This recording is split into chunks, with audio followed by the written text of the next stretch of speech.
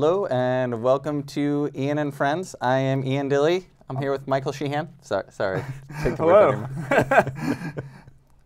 Hello. We've got an exciting show planned for you today.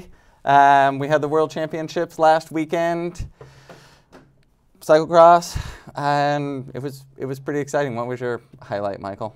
I mean, we were both texting each other like in the morning during the women's race on Saturday, just like, are you seeing this? I can't believe this. We were both yelling at our screens because there was just an amazing battle going on between Katie Compton, our American champion, and Sana Kant, the defending world champion. Yeah, it was back and forth the whole time. Sana got out in front early.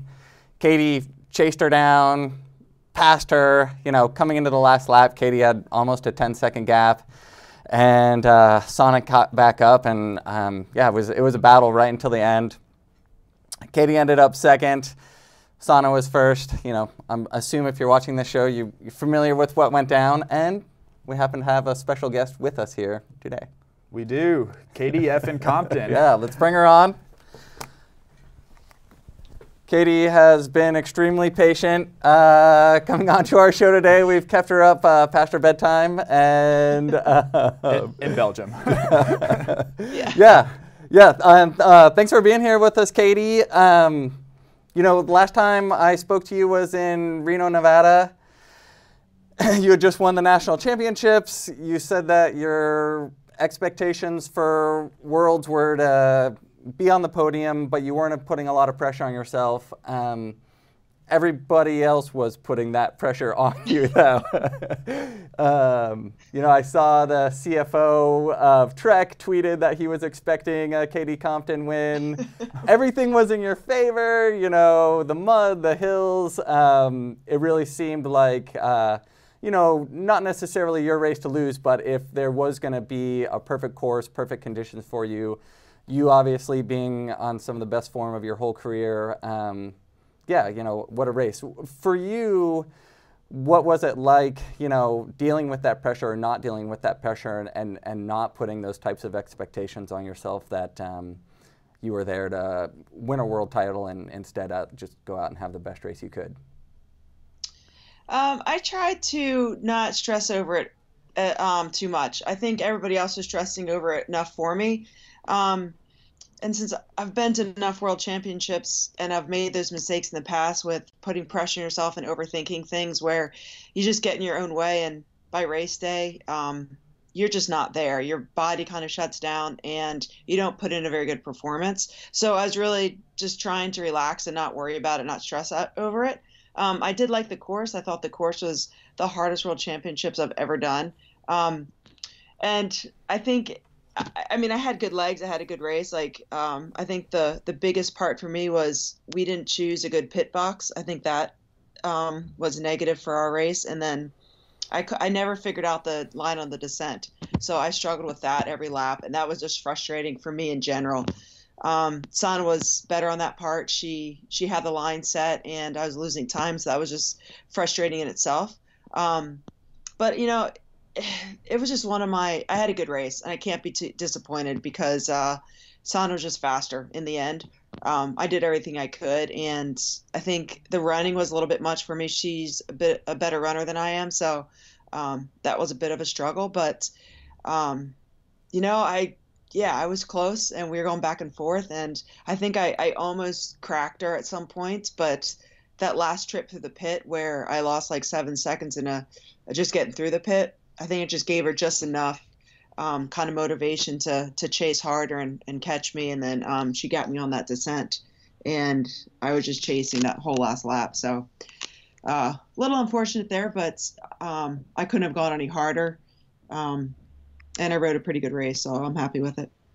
Yeah, I would definitely say you rode a fantastic race, and it was exciting at home for all of us who are watching. Michael? So I saw the very, just off the line, it looked like you were kind of like, you weren't quite as quick as maybe like the first 8 or so riders. And I was just really wondering throughout that first lap, just like how you just stayed so calm and like you just really diligently worked your way up for pretty much the first half of the course until you caught Sana. What was going through your mind for the first part of the race? Well, first of all, it's just that actually where nerves got in my way because I didn't clip into my pedal soon enough. Um, Again, that's nerves, and I need to figure out how to not mess up that part of the start. But for me, I've raced enough and I've had enough bad starts and I've ridden enough hard, muddy courses to know if you just relax, like, and you get through the cluster that it's going to be for that first half lap and you don't crash, everything's going to be fine. And sure enough, I didn't have a great start. It was a bit of a cluster at the beginning. Girls were crashing and slipping and sliding, and like we are all just trying to keep it upright. And it's hard trying to keep it upright and go as fast as you can on that course too. So I was just thinking about getting through safely. If I get through safely, no flats, no mechanicals, I'll be fine for the rest of the race because I've got the horsepower and I've got the skill. I just need to be patient. So I know that, and I think after so many years of racing, I just kind of fall into like I'll get there. I don't stress too much at that point. Yeah, it was awesome to watch. You definitely did look like you just had confidence in the fact that you were going to get up to Sana, and you did. So yeah. It's been since 2013 was your last Worlds podium. How does it Yes. feel to be like right back up there after a bit of a dry spell? It feels good, but I mostly am just really happy with the season in general, and I'm happy that I have my health and I'm feeling strong and I'm riding better. I've fairly I figured out my asthma and allergies fairly well. I still have issues here and there, but for the most part, I've got that under control, even on some of the hardest courses. So honestly, I just feel good. I just really enjoyed racing. I had fun. The whole season in Belgium has been really good. I like the courses, and I've enjoyed staying here all winter. So I'm already actually looking forward to next year and kind of sad that the season's almost over for me. I'm going to race tomorrow in Maldegem, and then I race on Lille on Saturday. And I'm kind of wish I was able to stay for the rest of the season. Well, till February, end of February. Yeah, and we will have Amalgam live on FloBikes tomorrow. Yeah. Good. So if anybody would like to tune in and watch Katie race tomorrow, we'll have that race. And, you know, there's quite a roster for this race. Sana is going to be there. Pauline Ferrand-Prévot is going to be there. Elle Anderson. It's a really strong lineup in the women's race. What is the vibe like at these post-Worlds races? You know, we saw after Worlds, you know, there was some commentary going around that it was time for you to put your legs up and enjoy some wine. Is it is it you know, obviously there's such a build up to Worlds, and Worlds is the pinnacle of the season, but I'm sure that tomorrow won't necessarily be easy. Kind of what is the vibe like at these races after the World Championships? It's much more relaxed. It's actually, I think it's the most fun time of year to race cross.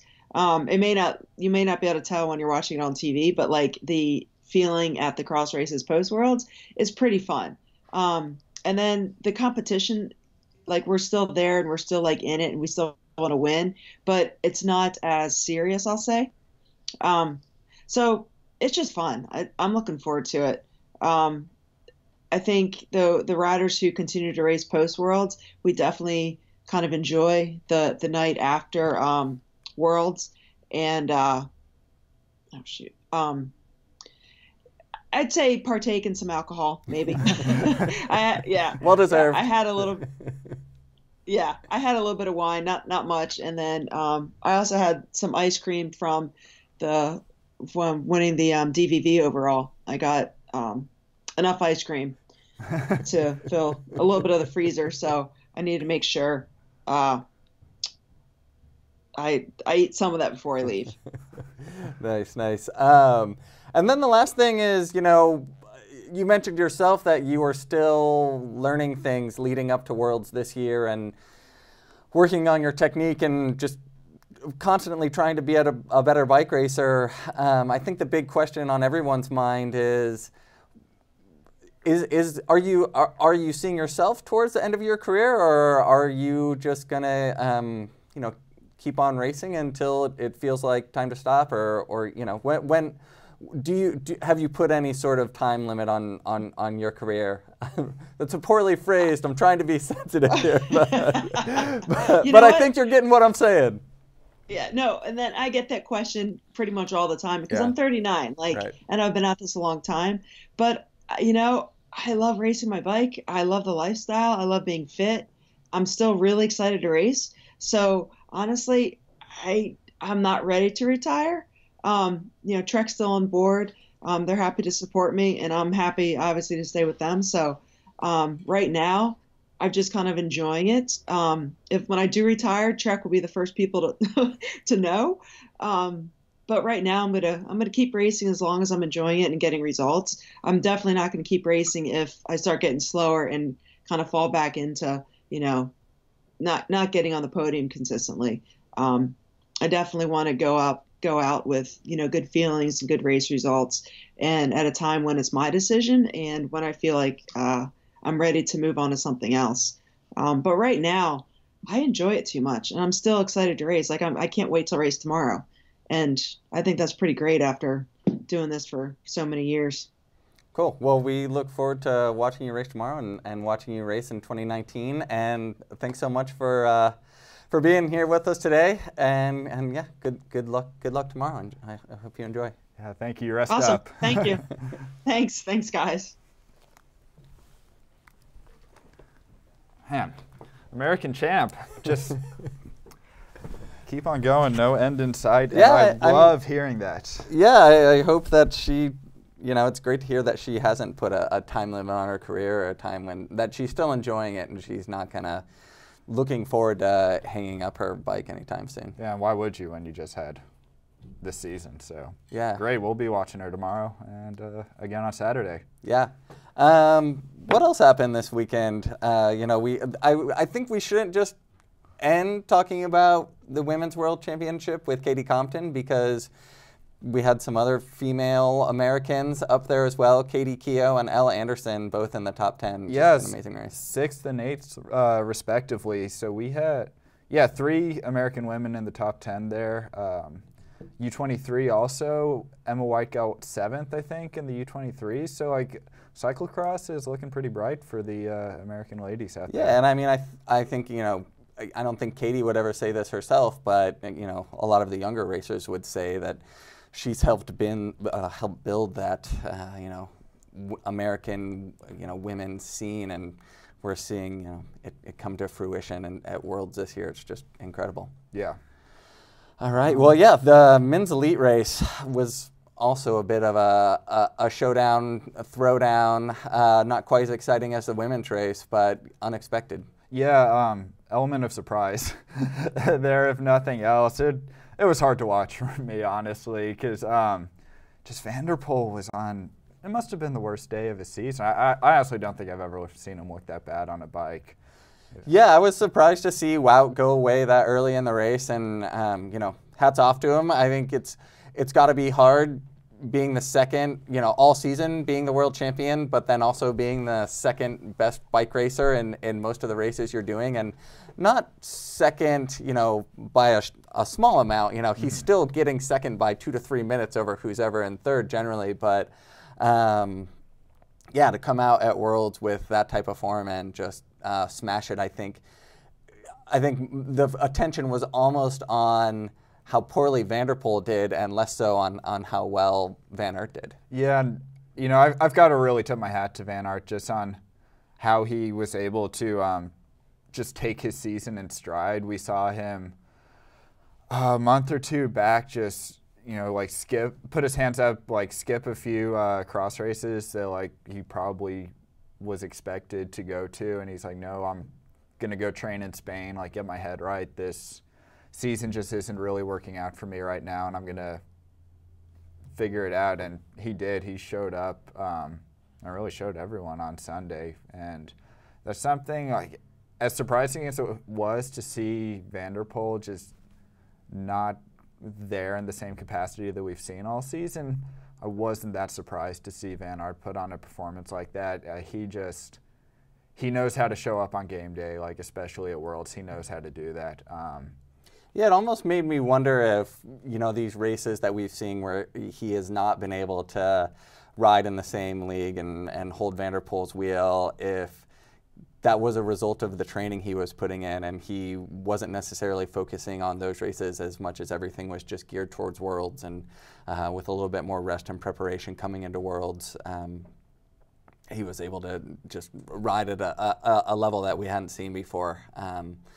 But, you know, I think the knock on Van der Poel has been that when he's not in the lead, you know, he tends to give up. You know, there's, you know, people say that he'll start sulking or lose focus. And there was maybe an element of that at Worlds, but I feel, you know, you and I were talking earlier, we've seen him at races this year fall back and not get ruffled and get back into the lead and still win the bike race. So. Yeah, I've been impressed with him this season, just how he's been able to like take the few mechanicals and bobbles that he's had in stride, and there was a bit of that from Van der Poel, but he looked like he was on a bad day. I don't know if he ate a bad crepe for breakfast or what. Yeah, and you know, tomorrow at Maldigam we'll see Van der Poel line up again. Unfortunately, Wout won't be at Maldigam, but you know, I wouldn't want to be lining up against Van der Poel a couple of days after he lost the World Championships. No, I think he's going to have a chip on his shoulder. And we saw the same thing last year. He was runner-up at Worlds and then came out and just smashed Maldigam.